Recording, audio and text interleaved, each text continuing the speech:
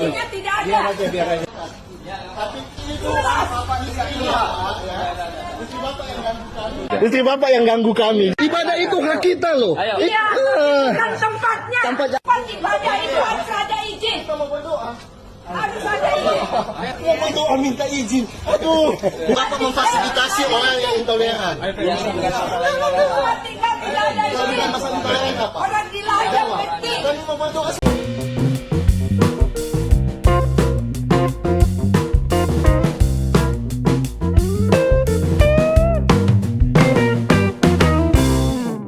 Shalom, Om Swastiastu, Namo Buddhaya, salam kebajikan. Kembali lagi dengan saya di sini Leonardo Sirait di channel kesayangan kita ini. Baik, teman-teman yang belum subscribe, tolong bantu subscribe. Jangan lupa klik tombol bertulisan subscribe. Oke, teman-teman, di sini kita akan mengulas ya. Terjadi lagi sebuah tindakan yang sangat memalukan sekali, teman-teman ya. Sekaligus mencoreng harkat dan martabat Indonesia di mata dunia. Apa itu, teman-teman? Apa yang terjadi sebenarnya gitu ya? Yang terjadi lagi ini sebuah tindakan intoleran di Kota Bekasi ya. Ini sangat memalukan sekali, teman-teman. Ini tidak patut untuk dicontoh. Ini sangat memalukan. Tahu kalian, saudara, kenapa memalukan? Ternyata yang terjadi pelakunya itu adalah oknum dari PNS atau bisa dibilang ASN, aparatur sipil negara. Ini teman-teman ya, yang bekerja di gedung pemerintahan, yaitu di Kota Bekasi, teman-teman.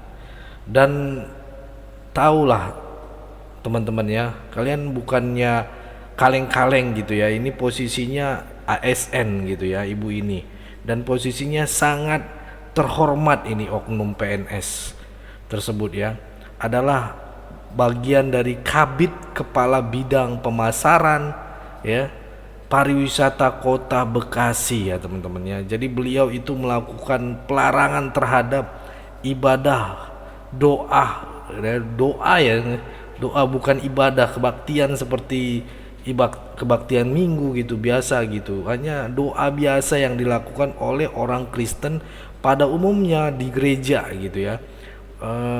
Bukan seperti kita menyembah Tuhan di gereja atau puji-pujian gitu, enggak, cuman doa, teman-teman, hanya ibadah doa gitu.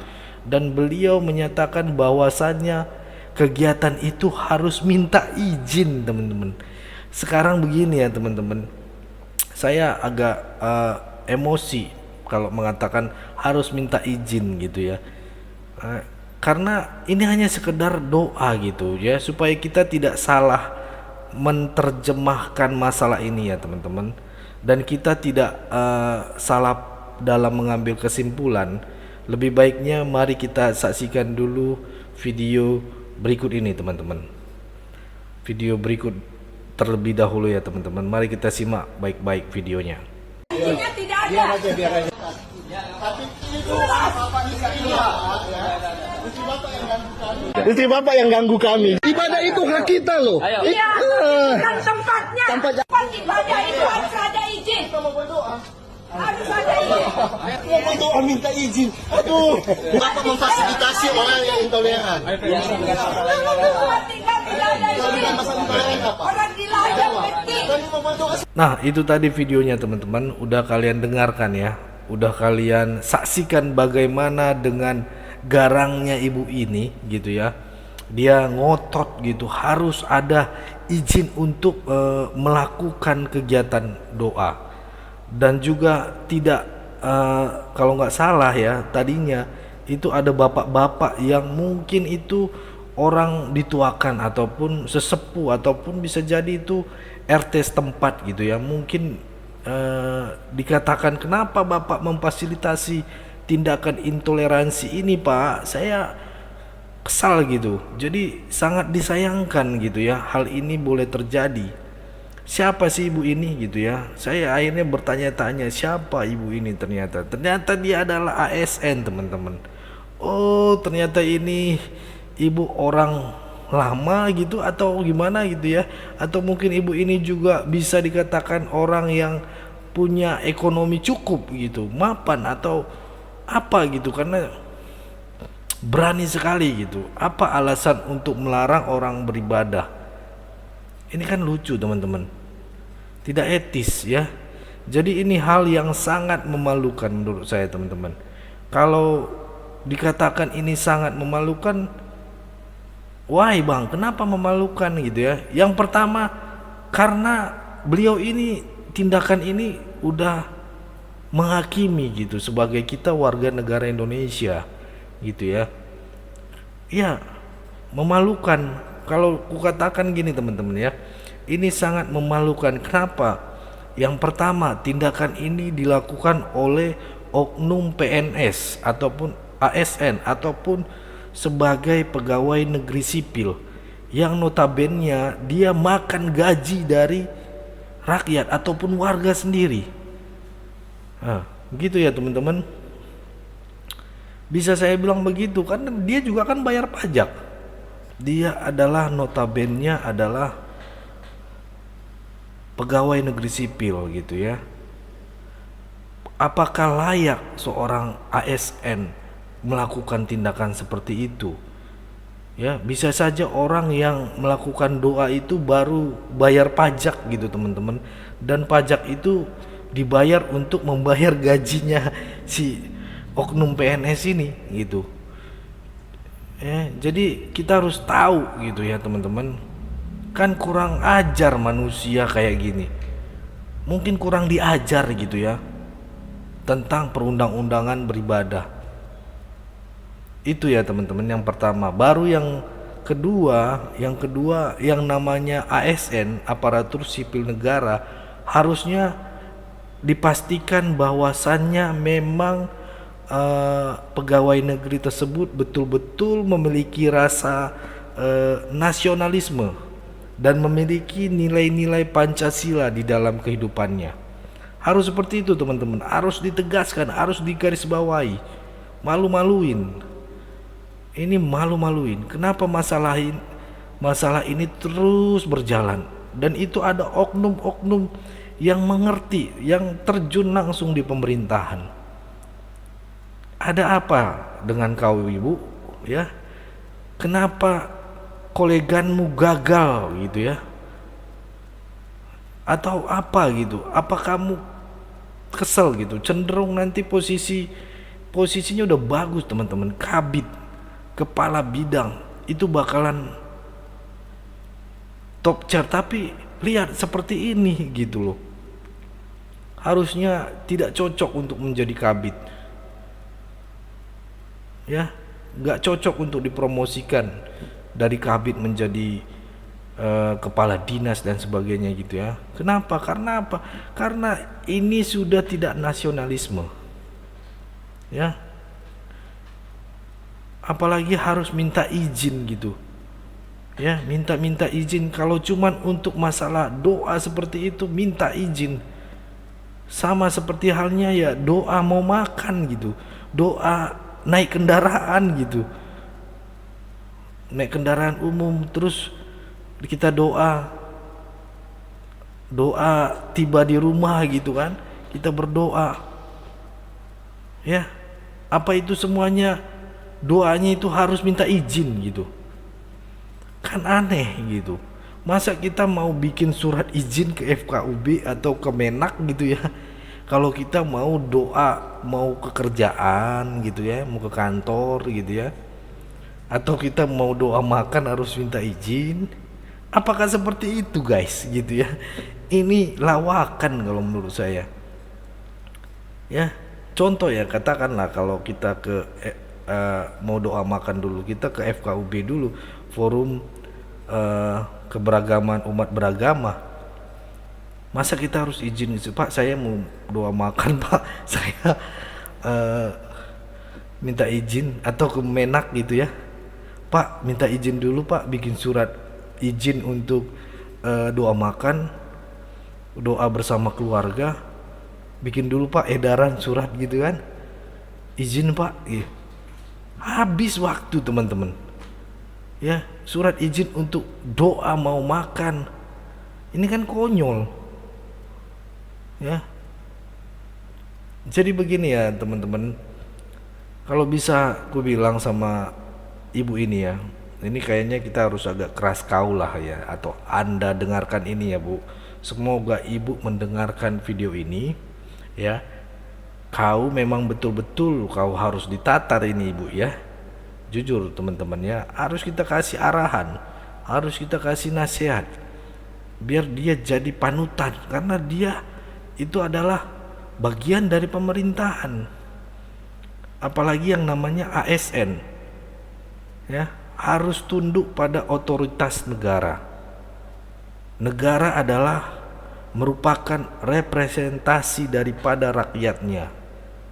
Jadi kalau rakyat punya hak bersuara, rakyat gitu ya, bersuara, punya hak untuk beribadah, punya hak untuk hidup ya, punya hak untuk memeluk agamanya masing-masing. Jadi itu harus ibu hormati. Ibu harus punya saling toleransi gitu ya. Hormati dong Bu gitu ya. Kayaknya nggak belajar ibu ini undang-undang ya. Anda ini tidak belajar undang-undang ini kayaknya Bu. Coba dulu ibu pelajari Undang-Undang Dasar 1945 ya. Ada itu di Undang-Undang Dasar 1945. Masa sih seorang oknum ASN gak belajar undang-undang? Seharusnya para menteri ini harus dikasih kuliah gitu ya untuk mereka ini. Ya paling gak 3 SKS lah gitu ya. Ya, biar lebih paham gitu tentang undang-undang. Ya. Nah, untuk undang-undang masalah ini saya akan kasih spesifikasinya sedikit ya. Di pasal 28 ya. Ingat, pasal 28E ya, dikatakan bahwasanya setiap warga negara berhak untuk memilih agama masing-masing. Berhak agama masing-masing ya, untuk menjalankan ibadah masing-masing. Untuk memilih di mana dia tinggal di wilayah negara Republik Indonesia. Jadi jangan gara-gara mentang-mentang ya itu kawasan mayoritas gitu ya, oleh karena satu agama, sehingga warga negara yang lain yang beda agamanya, tidak satu agama gitu kan, dilarang untuk mendiami tempat tinggal tersebut atau melakukan peribadatan gitu ya, atau berdoa bersama keluarga-keluarganya. Jadi itu menjadi satu kesatuan itu ya. Itu ada di Undang-Undang 28E. Bahwasanya warga negara berhak untuk memeluk agama, menjalankan agama, melakukan peribadatan sesuai dengan agamanya. Selain itu juga diatur bebas untuk menentukan di mana dia tinggal, dan pasal 28E-nya itu diperkuat lagi dengan Undang-Undang Dasar 45 pasal 29 yang dikatakan pada ayat itu pertama mengenai ketuhanan yang Maha Esa. Ya, terus ayat keduanya dikatakan bahwasannya negara menjamin kemerdekaan rakyatnya, masyarakatnya, warga negaranya untuk menjalankan ibadah dan memeluk agamanya masing-masing, kepercayaannya masing-masing ya. Satu pasal dilanggar berarti itu sudah melanggar hukum negara. Ini berarti Anda Ibu sudah sedang melanggar 2 pasal di dalam Undang-Undang Dasar 1945. Ibu harus mengerti ini. Kami orang awam yang nggak tahu apa-apa, masa harus mengajari Anda yang ASN? Kan kacau kawan-kawan. Terus digaji lagi gitu ya. Ini kan aduh, kacau balau nih. semakin banyak lahir bibit-bibit intoleran. Terus kalau bisa diintegrasi tuh, belajar dari mana dia? Pihak kepolisian harus tahu ini, cari tahu belajar di mana dia. Apakah ibadahnya salah? Kita khawatir, takutnya ada yang memberikan ajaran-ajaran yang tidak benar. Itu yang harus dipatahkan, itu harus dibasmi. Mau itu pendeta juga kalau memang ini, ya, kalau tidak baik ajarannya, masa melarang harus izin, ya. Ini teman-teman, ini sangat-sangat memalukan. Apalagi ekspresinya harus izin. Matamu itu melotot begitu. Waduh, udah kayak yang punya negara ini. Kayak dia yang udah menteri agama, mengetahui semua hal. Kayak dia dulu zaman pembuat undang-undang dasar. Ya. Udah kayak paling benar di bumi pertiwi ini ya. Ini ibu ya. Malu sama jabatan, Bu. Please lah. Jadi itu ya teman-teman. Ya. Itu dia. Jadi tolonglah ibu ini cerdaskan di dalam bertindak, Ibu. Cerdaskan di dalam berperilaku. Cerdaskan di dalam berinteraksi bersama dengan orang lain. Ya. Di sekitarmu gitu kan bisa, nggak harus secara paksaan seperti itu, kan bisa dengan baik-baik ngomong, ya, atau bermusyawarah, ya, bangun diskusi, bangun komunikasi yang baik. Kalau nggak bisa ibadah, berdoa, ya. Tapi kau memang orang tersebut tidak mau diajak komunikasi kayaknya ya, langsung merasa kayak dia itu menteri agama, ya, yang ngerti paham undang-undang, yang membuat undang-undang gitu ya. Ya kalau nggak bisa ininya kan ada pihak-pihak setempat, pemerintahan, konsultasi sama beliau, pemerintahan, ada ibadah Pak, ada doa di sini. Bukan ngambil tindakan sendiri, Bu. Melarang-melarang orang untuk melakukan doa, ya. Siapa ini ibu ini? Jangan-jangan dia anak menteri lagi ya, anak menteri agama gitu, mantan menteri agama atau pembuat undang-undang dasar 1945 gitu ya. Ya. Satpol PP aja nggak berani gitu. Ya. Apalagi FKUB juga nggak akan berani ngelakuin kayak gitu. Kalau RT RW masih melakukan seperti itu harus perlu diedukasi. Makanya saya saranin kepada pemilihan, ini kan lagi pemilihan RT RW ya, untuk pergantian harus mengetahui tentang hal seperti ini, toleransi beribadah khususnya ya. Harus dipelajari undang-undang ini. Jangan apa-apa harus izin. Bukan di sini tempat gereja, tempat beribadah, ada tempatnya di gereja sono. Sedangkan RT RW-nya juga beribadah di rumah. Ya. Itu teman-teman ya. Jangan gara-gara ibu ini ya jadi terpecah belah kita semua, terus jadi suka-sukamu gitu di situ ya. Jadi ini teman-teman terjadi di daerah Bekasi teman-teman ya. Ini menurut saya harus kita suarakan, harus kita angkat gitu, karena saya khususnya tidak mau melihat lagi lahirnya bibit-bibit intoleran. Semakin banyak intoleran di negeri ini. Jangan mau, ayo kita teman-teman, kita harus ambil bagian. Jangan hanya sekedar menjadi penonton.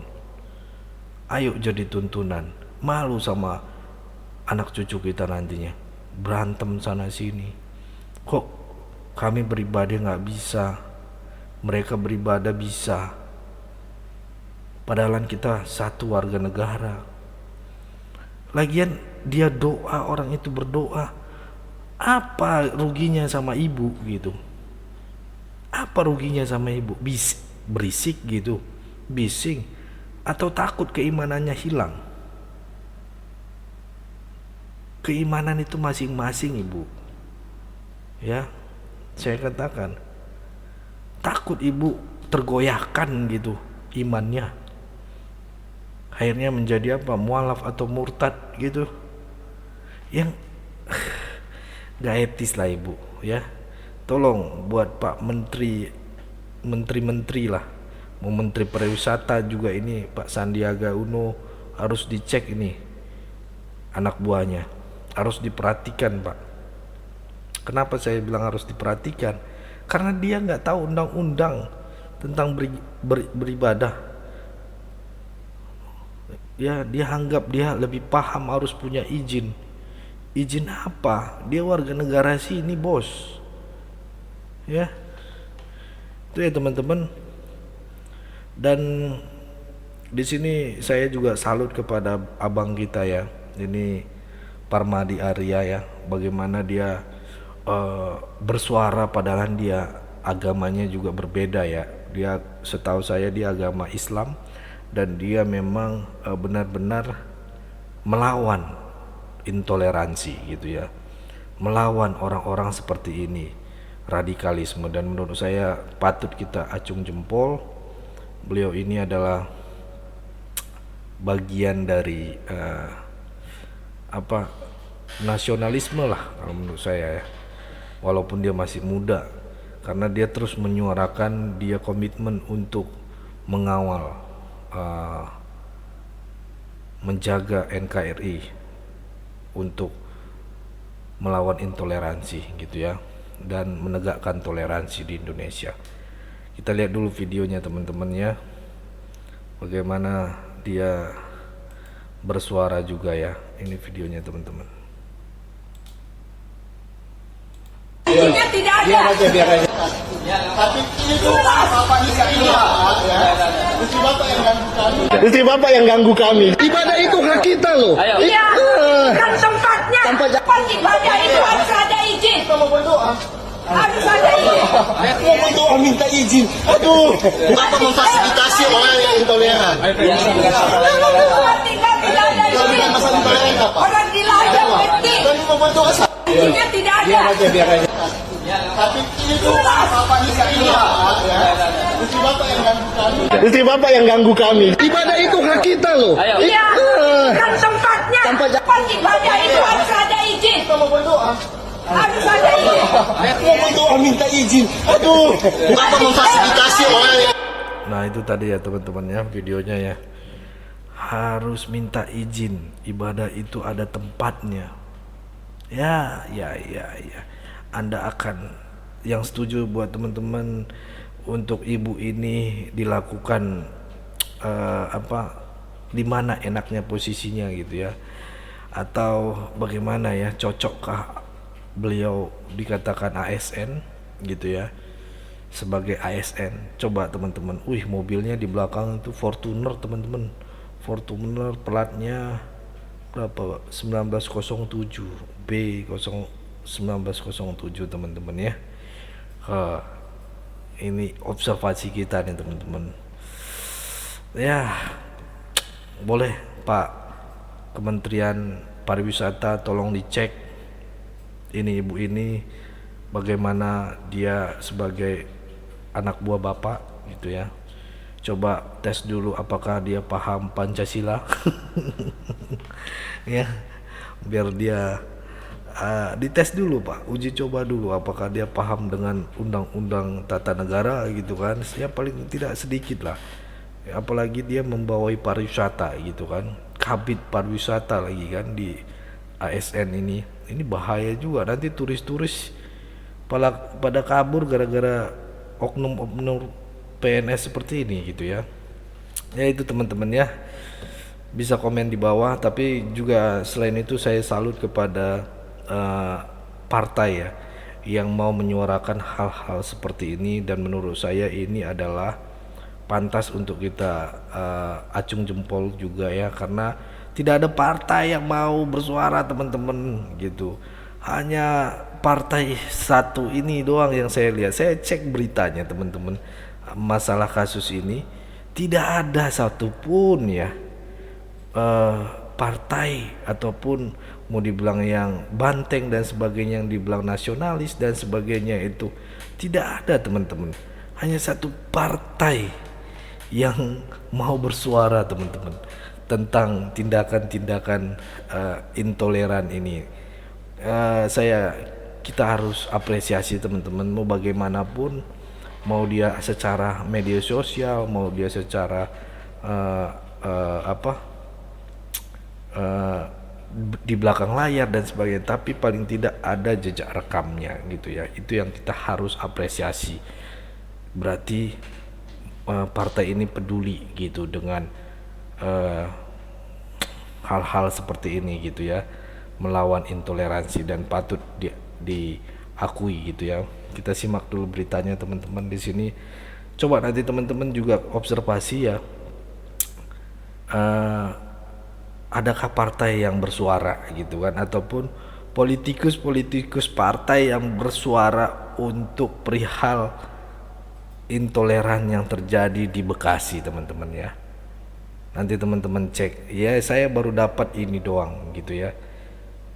Kalau ini saya bisa ralat, tapi yang saya dapat cuman ini. Kita buka dulu ya, ini teman-teman ya.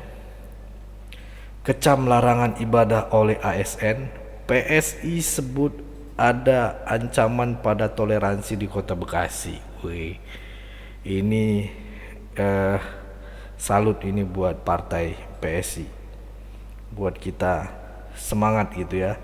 Ini baru tayang nih kayaknya teman-teman, 15/22 ya September ya, diangkat di Warta Kota. Ini beliau ini adalah Ketua Pimpinan Pusat DPP Partai Solidaritas Indonesia, Beni Pujianto, mengecam keras tindakan oknum aparatur sipil negara atau ASN yang viral melarang ibadah di Kota Bekasi. Nah, ini teman-teman ya, kita baca dulu ya. wartakota.com Bekasi, Partai Solidaritas Indonesia PSI mengecam keras tindakan oknum aparatur sipil negara atau ASN yang viral melarang ibadah di Kota Bekasi. Kecaman ini disampaikan Ketua Dewan Pimpinan Pusat DPP PSI Bidang Kebinekaan dan Umat Beragama, Beni Pujianto, Minggu 22. Beni Pujianto yang akrab dengan panggilan Beni ini menanggapi video viral yang menampilkan Kepala Bidang Kabid Pemasaran Pariwisata Disbudpar Kota Bekasi. Wis, ini kan teman-teman ya, bisa lihat kan, Mas Riwati tengah melarang ibadah warga Perumnas 2 Kelurahan Kayu Ringin ya teman-teman ya. Ini namanya teman-teman, tolong dicap ya. Dan ini bidangnya teman-teman, pariwisata gitu ya di Kota Bekasi. Banyak video tersebut. Pada video tersebut Mas Riwati, ini namanya teman-teman, Mas Riwati tampak marah-marah pada umat Kristiani yang tengah beribadah di rumahnya. Marah kenapa, Bu? Izin tidak ada, tempat ibadah itu harus ada izin. Tempat tinggal tidak ada izin. Orang gila aja berhenti, ucapnya.